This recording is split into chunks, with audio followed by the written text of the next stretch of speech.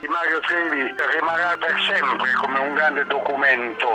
Mario è uno degli ultimi leoni della canzone napoletana. Indifferentemente credibile. È lui. È stato sempre serio. Io quando si dice Mario Trevi, chissà perché mi ricordo un festival di Napoli. Sono un ladro del festival, di un festival di Mario Trevi, sì, è vero. È uno dei più grandi interpreti della canzone napoletana. Eravamo un po' costretti a fare noi autori e i cantanti lo stesso. Ha inciso e bene le canzoni di Pino Daniele.